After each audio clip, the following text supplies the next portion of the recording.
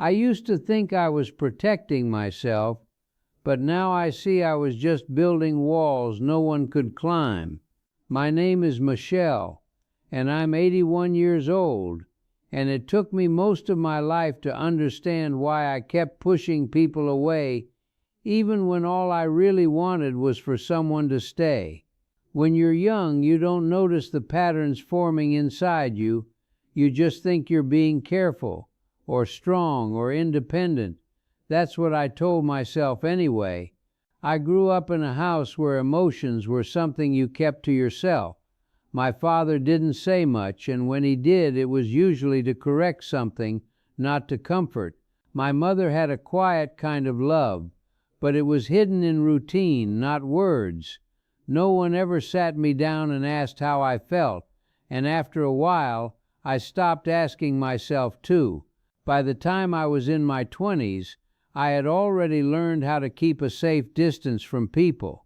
I had friends, sure, and I laughed with them, but there was always a line they couldn't cross. I never told them when I was struggling, never let them see me unsure. It felt safer that way. If no one really knew me, then no one could reject me.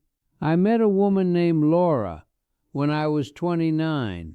She had this way of looking at me like she could see right through all the things I wasn't saying. At first it scared me, but it also felt like something I had been missing without knowing it. She would ask simple questions like what I was thinking, or how my day really went, and I'd give her simple answers that didn't say much at all. Still, she stayed. We got married a couple of years later, and for a while, I convinced myself that was enough. I worked hard, made sure the bills were paid, fixed things around the house, did everything I thought a good husband should do. But there was a part of me that stayed locked away, even from her, especially from her. I remember one night in particular. She was sitting across from me at the kitchen table, and she asked me why I never talked about what I felt. Not in an accusing way, just quiet, like she was tired of wondering. I didn't know how to answer her, so I shrugged it off. I told her I was just tired, that there wasn't much to say, but I could see it in her eyes, that what I gave her wasn't what she was asking for. That moment came and went, like so many others, small chances to open up that I quietly pushed aside. At the time, it didn't feel like I was making a choice. It felt like I was staying in control. What I didn't realize was that every time I held back, I was creating distance. Years passed like that. We had 2 children, and I loved them in the same quiet way I had been taught. I provided, I showed up, I made sure they had what they needed. But when they came to me with their worries or their fears, I didn't always know how to meet them there. I would listen, but I wouldn't step inside their feelings. I thought my presence was enough. Children notice more than we think. They learn not just from what we say, but from what we avoid. As they grew older, they started coming to me less. They would go to their mother instead, or keep things to themselves. At the time, I told myself that was just how it goes, that kids outgrow their parents. But deep down, there was a quiet discomfort I didn't want to look at. Laura and I started drifting apart in ways that were hard to name. We didn't fight much. There were no loud arguments, no breaking points you could point to and say, that's when it all changed. It was quieter than that. Conversations became shorter. Silences became longer. We lived in the same house, but it didn't feel like we were sharing the same life. One evening, after the kids had moved out, she sat across from me again at that same kitchen table. She looked older, more tired, but there was still that same steadiness in her eyes. She told me she felt alone, even when I was right there. She said she had spent years trying to reach me, and she didn't know how anymore. I remember feeling confused, almost defensive. In my mind, I had been there the whole time. I had done everything I thought I was supposed to do. I didn't understand what more she wanted from me, so instead of asking, instead of trying to understand, I did what I had always done. I closed up. She left a year later. It wasn't dramatic. No slammed doors, no harsh words, just a quiet decision that she couldn't keep living that way.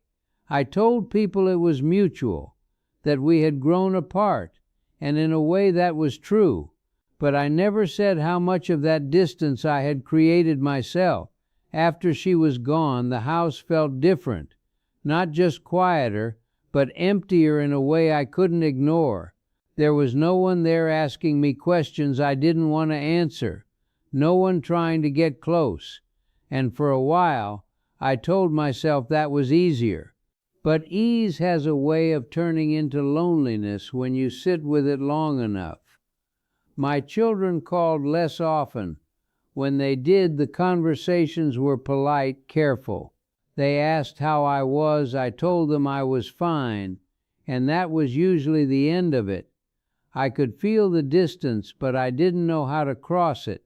I had spent so many years keeping people at arm's length that I didn't know how to reach out without feeling exposed.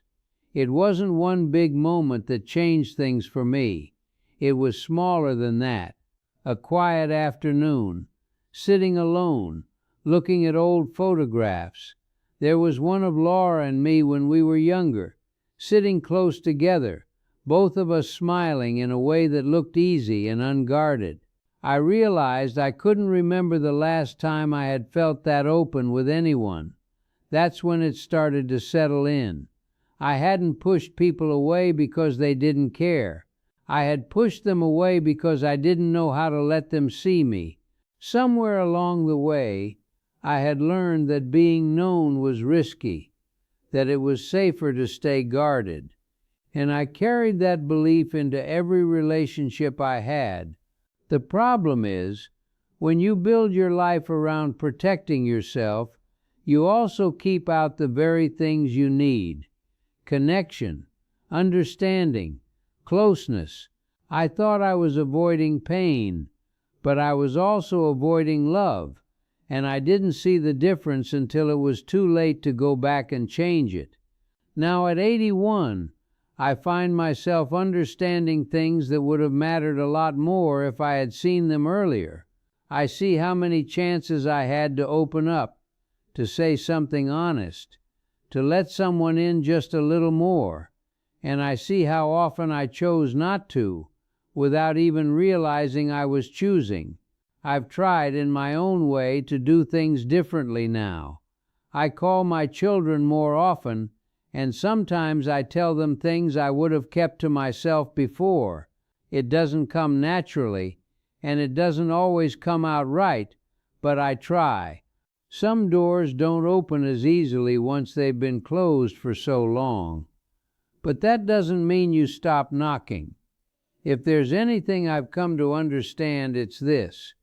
Pushing people away doesn't always look like anger or rejection. Sometimes it looks like silence. Sometimes it looks like being the strong one, the reliable one, the one who never asks for anything. And for a long time you can convince yourself that's enough. But one day you look around and you realize you built a life where no one really knows you, and by then it feels much harder to change.